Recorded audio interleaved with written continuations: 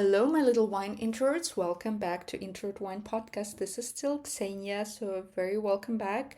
It's been a while, I know, since my last episode aired. I missed you a lot. I hope you missed me too. There has been a lot of events in November. It was crazy intense, somewhat fun, with a lot of travels involved. So I thought I'm gonna update you on why I was absent from here. So there were great events, like I was part of the organization team for hosting a contest of Best Sommelier of Europe, Africa and Middle East that took place in Belgrade, Serbia in the beginning of November, and we crowned Mick Pare as the best of the best, but also I was really impressed by the performances of Pascaline and Martinez in the final. So hopefully me as a marketing communication, I did a good job, so you are able to find good pictures live stream, and actually I encourage you to watch the performances of the finalists. There is time code, so it should be easier for you, and I'm very grateful as well for the host country to welcome us to Serbia and to show us Serbian hospitality. I did have a lot of wine discoveries there, and I think my expectations were more of aromatic whites and very robust reds, and I've seen some modern winemakers going on a more elegant, lighter red style and more complex, let's say, Burgundish whites, which was very exciting to discover, as well as being surrounded by so many good sommeliers. You're gonna relying on them to choose some wines for you, and there were always good choices. And generally such events are great for networking, for catching up, for exchanging opinions or some news or some new findings or some new places, having some Negronis, planning potentially future events that will come in 2025. So I'm really happy for my experience in Serbia and the competition. Then after that, I went to London for my first Master of Wine course days, and that was also fun. I haven't been in London for, I'm very ashamed, for more than 20 years. And I think London is the city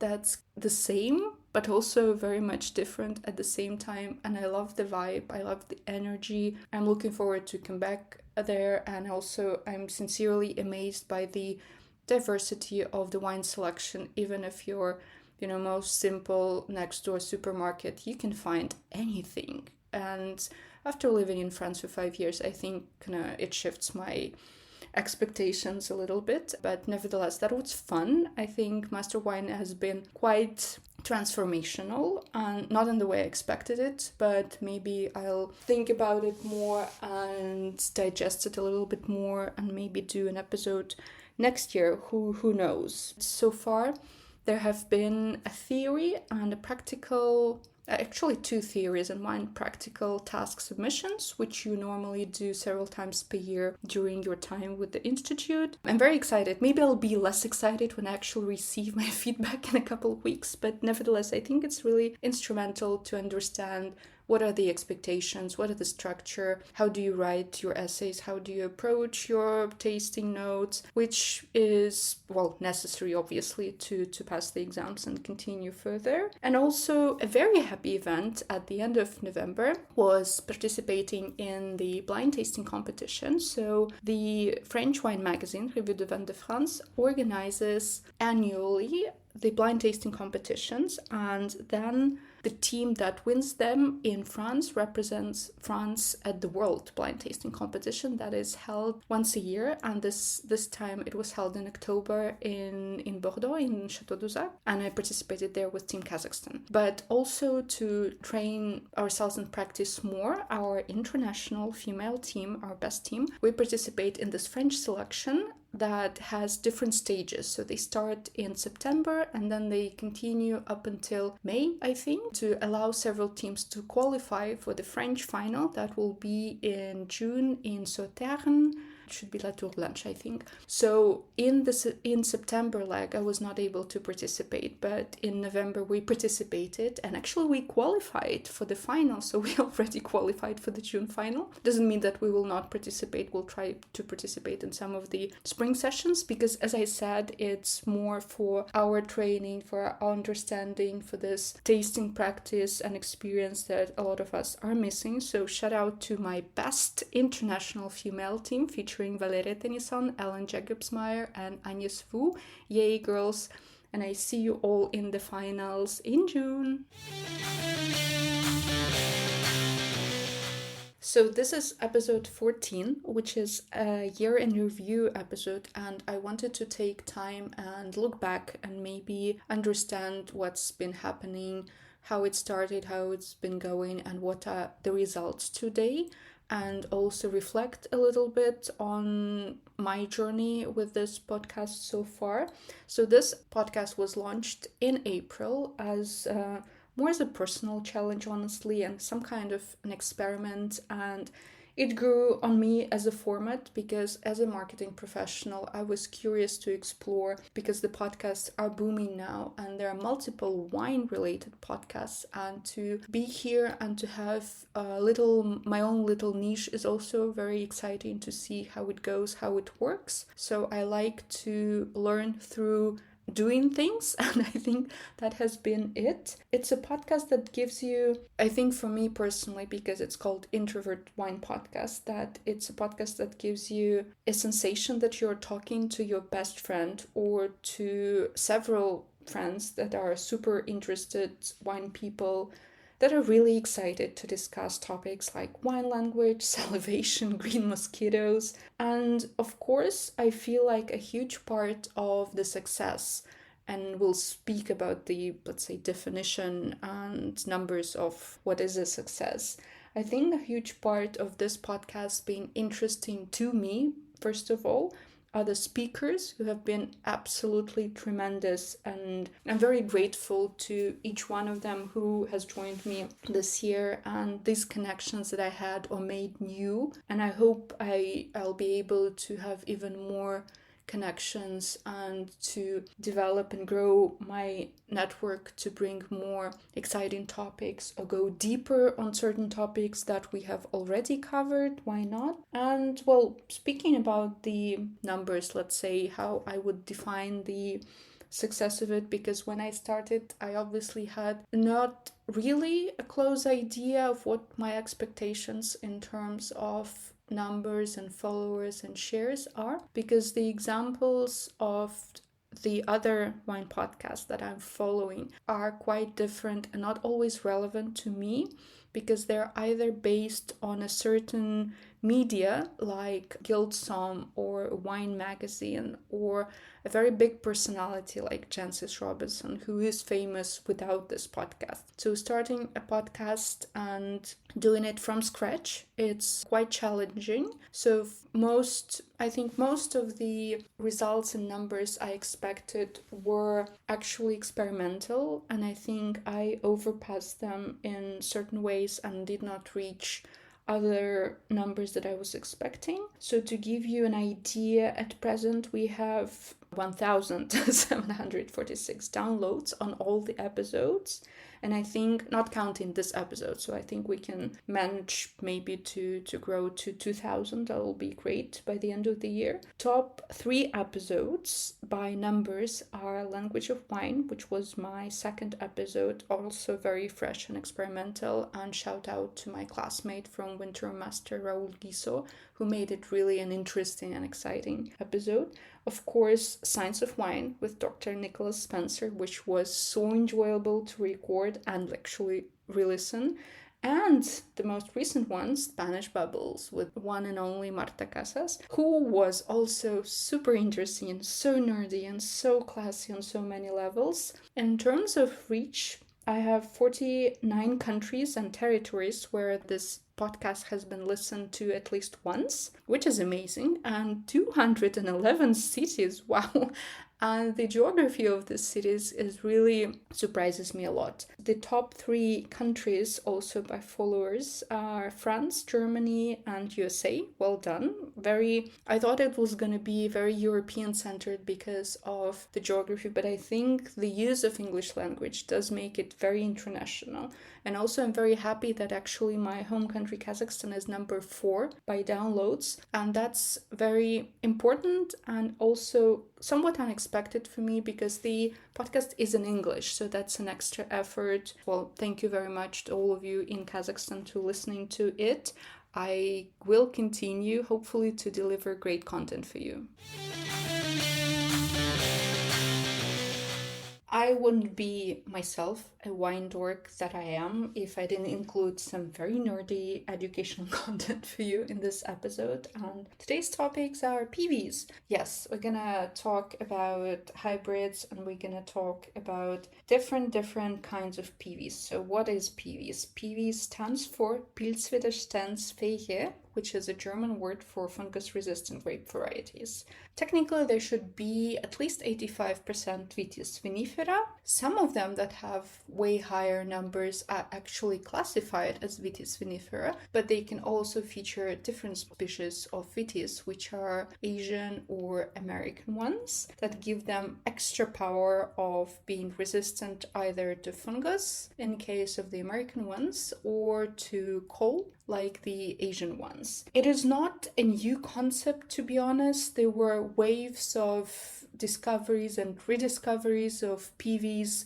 in different countries. And still, I believe today, I'm pretty sure that's like less than 1% of the total grape plantings in the world. But still, I kind of feel that I have faced it so many times in different ways. I tasted the wines, I did presentations, I did masterclasses, I've read a lot, so it feels like it's a hot topic, though I would agree here with my friend Valeria that it's a nano trend, but there is certain renewed interest and demand for it. And when I'm speaking that the people are rediscovering the PIWIs and hybrids, it's because they were here for almost 2 centuries, maybe slightly less, but definitely it's not that they were just discovered 10 years ago. No. First wave of this practices and kind of experiments started in mid or late 19th century, and that was due to the arrival of phylloxera and all of the beautiful mildews, and the European grapes were not resistant to those. So scientists were trying to look for a solution that would save the vineyards in Europe, and the solution that works till today,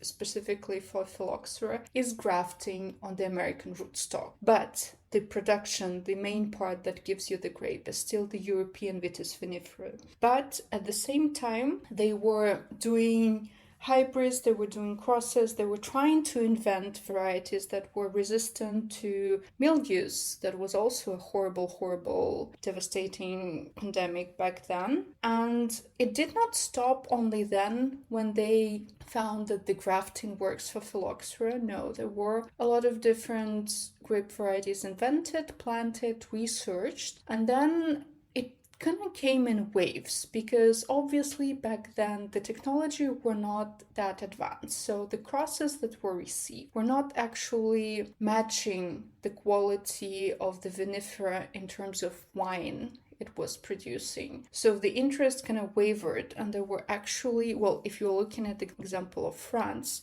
there were actually moments when France prohibited all of the hybrids, and they had to be pulled out basically in the 50s and 60s of the last centuries. At that time, there were 30% of all the vineyards in France, they were planted with these hybrid varieties. And then they decided to pull them out. And then in another period of time, after 1974, they returned to actually working on those hybrids, thanks to Alain Bouquet, who was a professor at Montpellier and who devoted 40 years of his life to working on these hybrids and the project that he called Restur, because in French they're called cépage résistant or résistant durable. And there were amazing results, actually. There are a number of varieties that were invented by him, and his main goal and his main success was that these varieties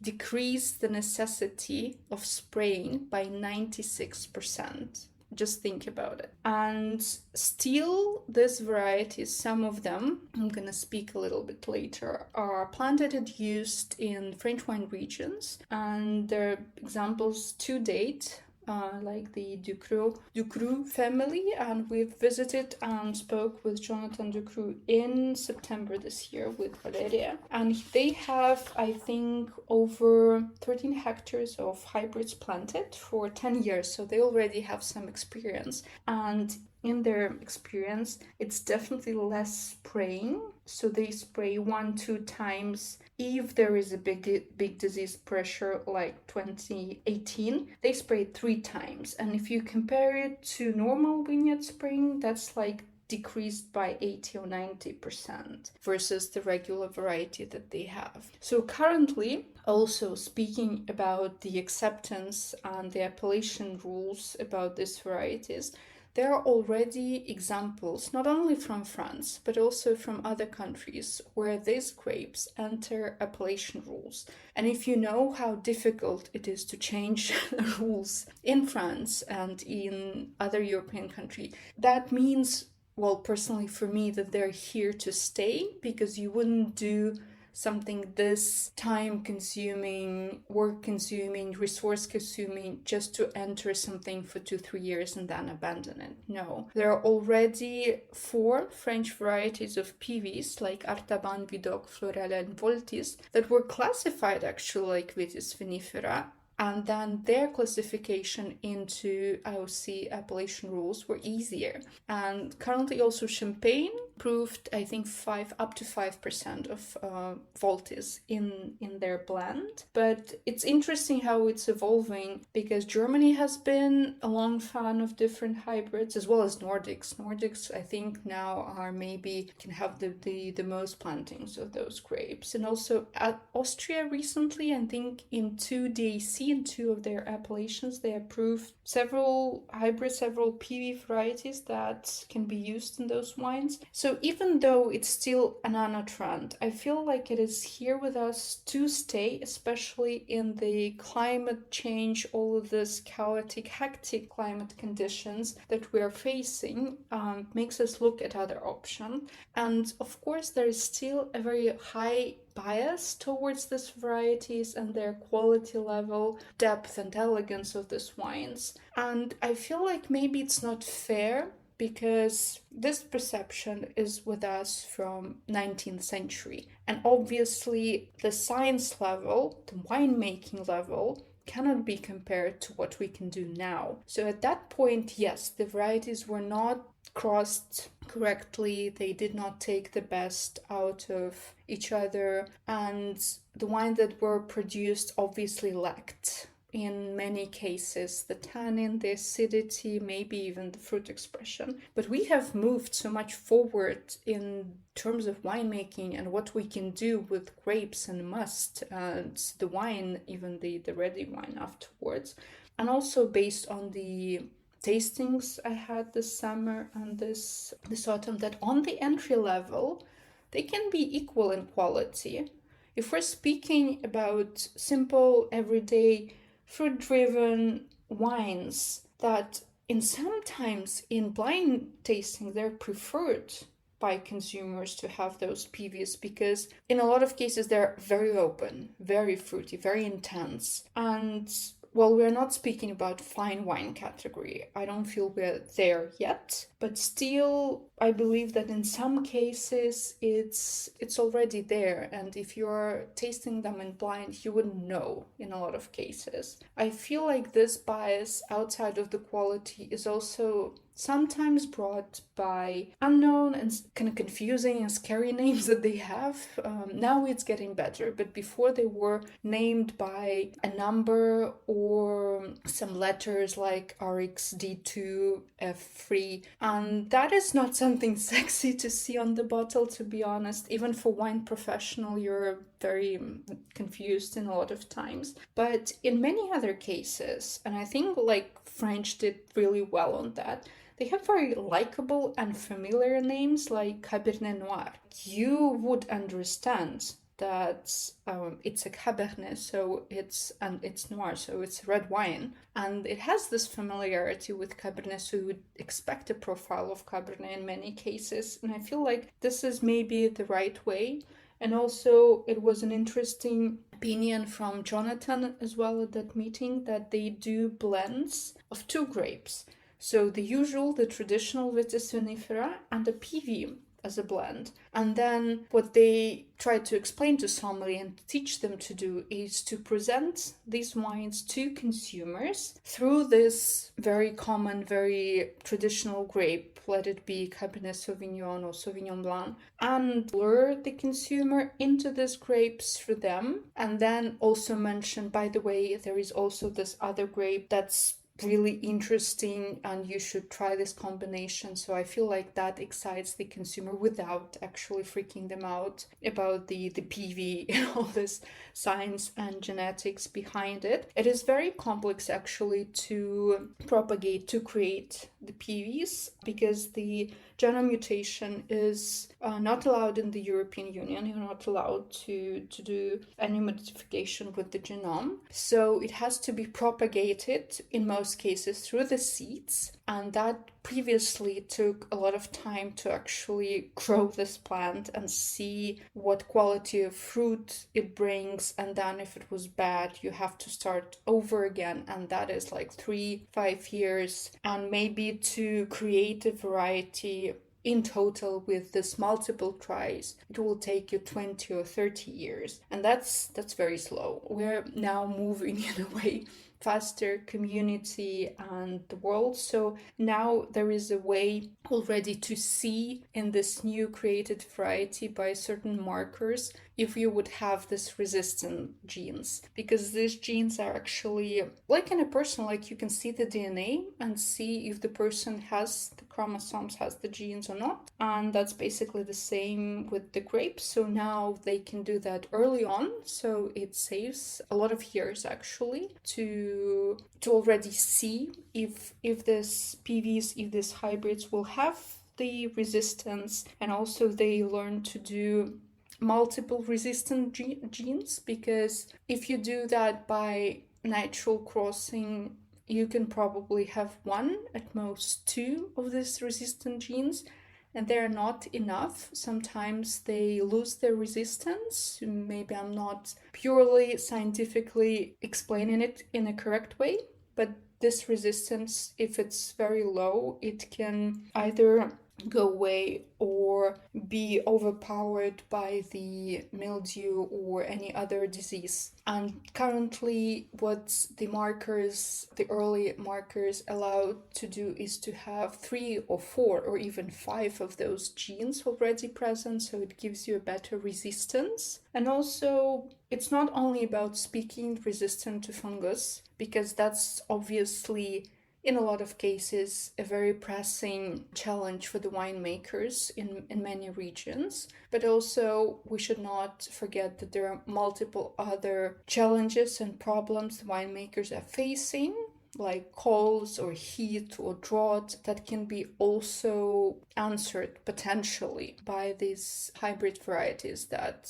can be called PVs or Resdur or whatever wording you're using for them. I also feel like in many cases you can see that the natural wine movement is more open to test and try them, because generally they would have less appellation rules that are binding them to follow certain standards, and they would be able to plant and source and vinify all of those grapes. And there have been some quite fun examples. I haven't tasted it myself, but I'm really looking forward at some moment to taste Chipika wine by Pascaline and her partner in New York, that's done partially from Delaware grape. That's a hybrid in the States. Well, I've tried a number of them, and I think the more usual ones already are the Solaris, Cabernet Blanc, Johanniter, Sauvignac. It's obviously easier to do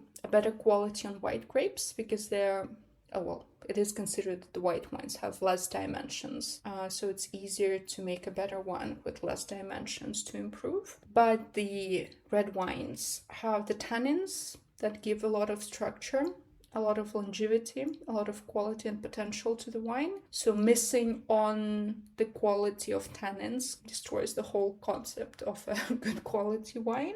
what PIWIs already allowed us to do is to have red wines in cold climates, because potentially we would have no red wines in the Nordics if it wasn't for PIWIs in many cases. Now with the climate change, you can of course tell me that there are normal Vitis vinifera varieties that are already able to ripen there, but in most cases it is still the hybrids that are planted there. If you're open like me to any new inventions, new trends and discoveries, I urge you to try any of the PIWIs that you can find in your proximity. Maybe not in your local supermarket, but try online.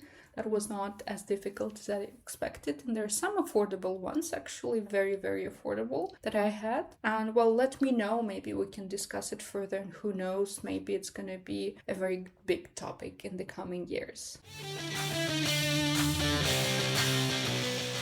Well, let's talk probably about New Year's plans, as everybody is apparently doing resolutions and recap of 2024. I want to speak more about 2025. Now that I'm more experienced with all this podcast thing, I'm more likely, I'm considering to change maybe the structure and the schedule. I will continue. That's my promise to you. I will continue this podcast. It gives me immense pleasure, and I hope it gives you some value as well. It is my way of communicating with the world and also educate myself on a range of topics. So yes, I will continue, and I am reviewing currently my schedule because I promised in the beginning that it'll be every 2 weeks, and that was a bit intense, especially in certain periods when I have more travels, more events coming up. So I'm currently thinking about having it once per month or every 6 weeks, which can be sometimes more realistic. And I'm also thinking about doing a different format, because for now it has been the episode with